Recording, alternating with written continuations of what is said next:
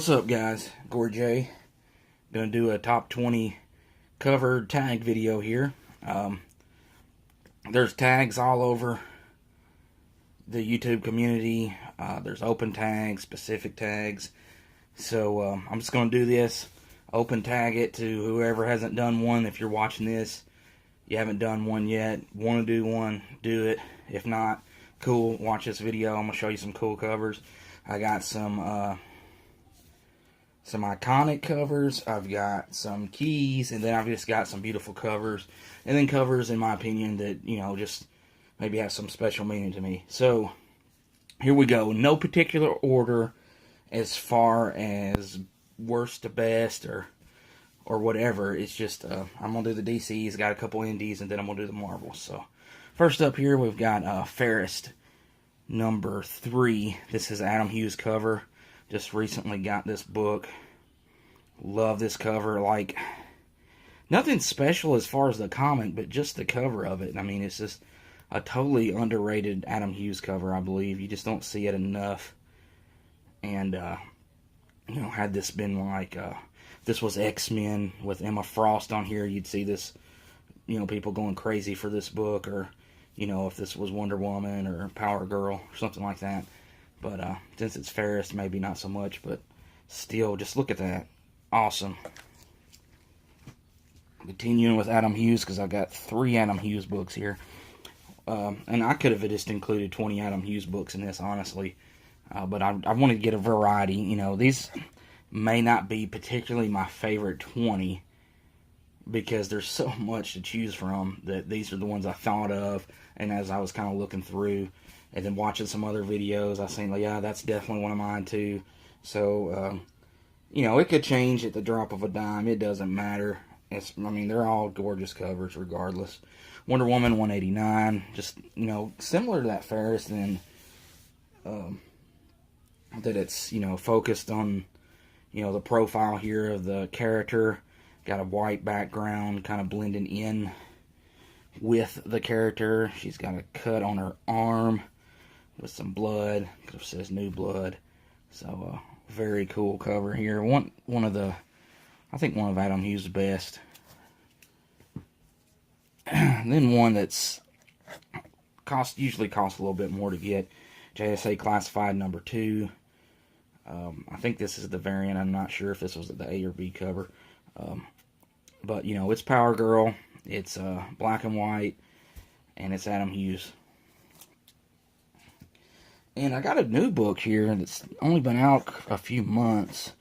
Jenny Frisson's really caught on fire, and I've been trying to get anything I see of hers, because it's really not expensive yet, and she's does some very great covers, especially when she focuses on close-ups of the character and their eyes, like this one in particular.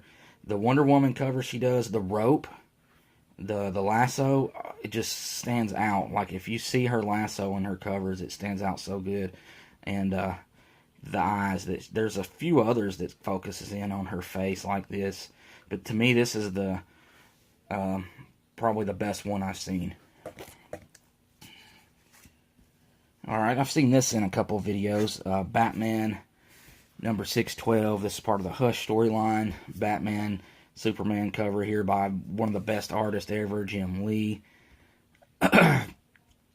Still one of my favorites. I would say he probably used to be my favorite, and maybe I've changed a little bit since then, but Jim Lee stuff, you can never go wrong with it. And then this cover here, just I believe in the story, Superman was being controlled by Poison Ivy, if I remember correctly. Another one that sometimes you see, I think this one gets wiped now and again. Green Lantern number 49. Always like this one. It's not an expensive book. You can get it if you like the cover here. Part of a pretty iconic, or, you know, important Green Lantern storyline, the Emerald Twilight. But you got bad Hal Jordan here with all the Green Lantern rings on both hands. Alright, that's all I got for DC. Now, I could have included more DC stuff. It's hard to pick out 20 books, so I was trying to get a variety. I do have a lot more Marvel, but speaking of variety, here's one I haven't seen in some of the videos I've watched, and you don't really get this much. It's the Max #1. Sam Keith, of course, I believe he created the Max, I'm sure, and he's, he did a lot for Marvel Comics Presents. He did some Incredible Hulk books, and then he went over to Image. I just think this is underrated. It's not, Sam Keith doesn't get as much love as he probably should. Of course, his art is very abstract-ish. I mean, it's just, definitely has its own style. I mean, you see it, you know it's Sam Keith. And then if you're not sure if it's Sam Keith, you just look for this signature here that he puts on there in a very heavy metal sort of way. Anyways, about this cover, just, typical, just a typical, but in a great typical Sam Keith style, black and red, standing out, and there's several of these Max books that, look awesome. So, and definitely not an expensive book. Here's one that does kind of run a little bit. Rye #0, first appearance, one of the first appearances of Bloodshot that are Eternal Warrior 4. White background, red in the back. Of course, you got the red on the chest there. Bloodshot's all in black. Beautiful. Beautiful, beautiful, beautiful. Okay, now on to some Marvel books. Infinity Gauntlet #1. I bought this, of course, off the rack there back in the day. This book here was probably my first Marvel event book, but I was probably 12, I think 12 when this came out. So, you're still, preteen. Some things, really excite you, like a book that includes all the heroes, because, you could just get a Spider-Man book, or you could get a Captain America book, or you can get one where it's all the heroes teaming together to fight a big evil here, and that's what Infinity Gauntlet did. So you had Spider-Man, Doctor Strange, there's Silver Surfer, the Hulk, Captain America, Nick Fury. They're just people, all over it there. Drax and Star Fox and some other folks, Hawkeye, Death, Thanos, and Mephisto. And then the Infinity Gauntlet just standing out there. Of course, you got the movie coming out next year. So this is a key issue and a very underrated cover, I think. I just don't think we hear enough about how awesome this cover is. And here's one that you're probably not well known for its cover, although, it is getting swiped in next month's Cable issue, and I'm sure it's probably been swiped before, I just can't think off the top of my head. But this is the first appearance of one of my favorite characters, Cable. But I just love this cover. It's done by Liefeld and McFarlane. I think Mark McFarlane did Cable. I don't know if he did the entire thing of Cable or not. I don't know where McFarlane ends and Liefeld begins. I want to say these are for sure Liefeld. And yeah, because that's definitely, check out those noses. And this is McFarlane. You can tell by the ear there. That looks like something straight out of Spawn from Sam and Twitch or something. Anyways, this was a book that I always wanted back in the day. So when I got back into collecting comics a couple of years ago, I wanted to get this just because it was one of my favorite characters. But I've wanted this book for so long when I was a child, and it was always expensive then because it was more popular, and then it died down and it's gotten popular again. Is that the cover, is burned into my head. There was even a card for the Marvel Comics Universe Series 1 that I think you call they had those most valuable comics, MVCs, and I think this was one of those. So, I always thought a lot of this book and the cover of it, just thought it was really cool. Cable looks totally badass. And then you got the New Mutants and the crosshairs there. That's always cool. Okay, on to some Uncanny X-Men. I could have included a crap ton of Uncanny X-Men, but I got it narrowed down to 2. And this is 138. This is one that is swiped over and over again. This is when Cyclops leaves for He leaves for about a cup of coffee. He's not gone long. But I always like this. You got the X-Men there in the background, Cyclops in the foreground, walking away, quitting the team. And then in the back here, you've got old covers, classic covers of the X-Men up to that point. This was from 1980. So this was the fallout from the Dark Phoenix saga. John Byrne cover as well. Alright, we talked about Jim Lee earlier. This is one that always stood out to me when I seen it as a kid. Uncanny Xmen 268. Not an overly expensive book. Probably can get it for $10 or less, give or take. But just, you know, there's something about seeing Wolverine and Captain America together. I've always enjoyed Captain America's look, and Wolverine, of course, is always awesome. Black Widow, I didn't really have anything for or against her, but this cover, it's an X-Men book. You got Wolverine, Captain America on it. You know, just Jim Lee doing the art. So, I have seen this in a couple of people's top 20. Here's one that I don't see any of. Andrea Sorrentino, very underrated artist. Did a lot of the Secret Empire, but also known for doing the Old Man Logan series, and did the Green Arrow series for New 52 for a run with Jeff Lemire. This is a great Sorrentino cover here. The blacks, the whites, and then the red, the blood that stands out so much off of Logan's claws, dripping into the logo and onto the snow there. So, I mean, this Sorrentino has some amazing work. And, you know, Sorrentino is so amazing that he could probably just be a cover artist. And, you know, I mean, he's not known for doing, you know, sexy women or anything like that. So his is more of the badass type of stuff. But he does a lot of interiors, too. He did the interiors for these books.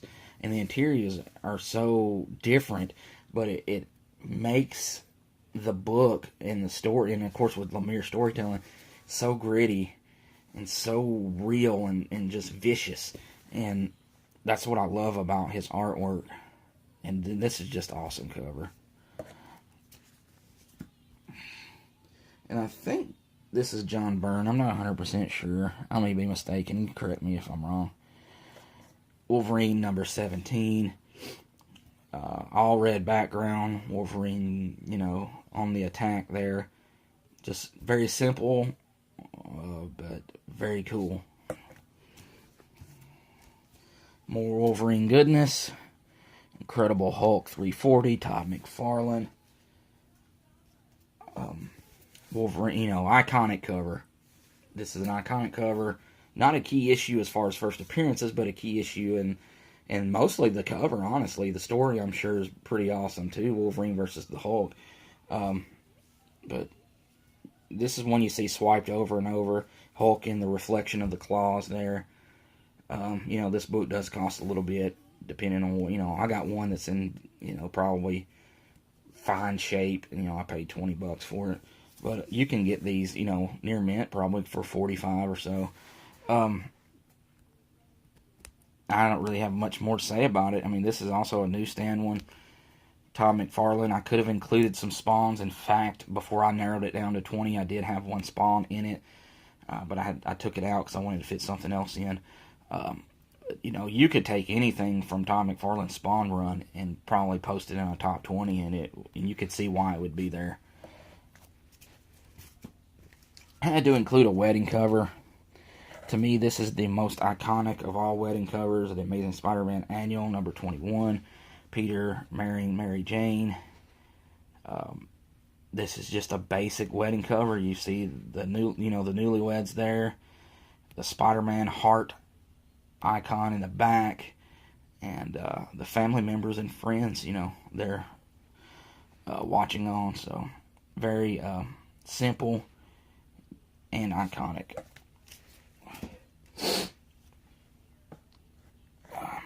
Bill Sienkiewicz, he does some. He's like the Sorrentino of the 80s, which he's still going strong now. But his artwork was so dark, so gritty. And he did a lot of Moon Knight, New Mutants. He's doing Trinity now, the B covers for Trinity and probably some other things. But this one, I always enjoyed this for the... It's just something about an all... Like that Old Man Logan, it was pretty much all black and white with the red. The blood stands out so much more. And Moon Knight covers are almost always incredible. You got all black, Werewolf by Night here. You just see the eyes and the teeth, the blood coming from the teeth onto the Moon Knight weapon there, and that blood just really stands out.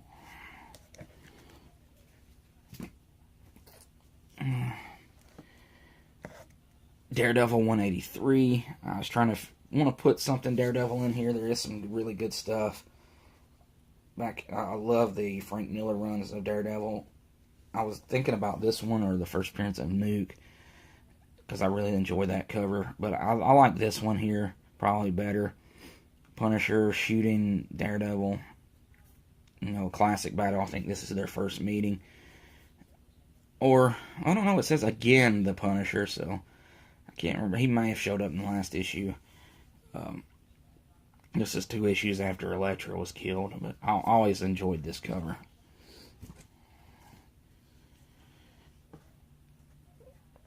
Captain America 321, cover by Mike Zeck. There was so many Mike Zeck covers I wanted to include in this, but this was the one that I narrowed it down to. Something about, the blacks, the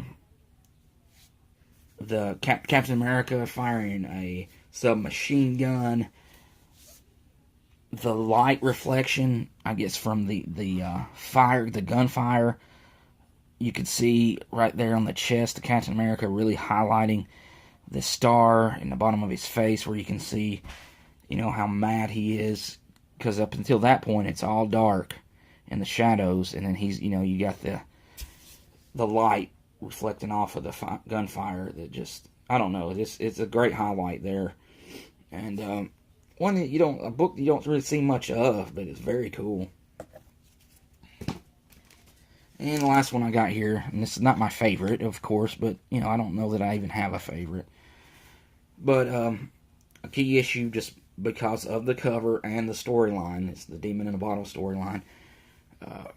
Cover swiped probably multiple times. I forgot. Bob Layton is the artist for this one.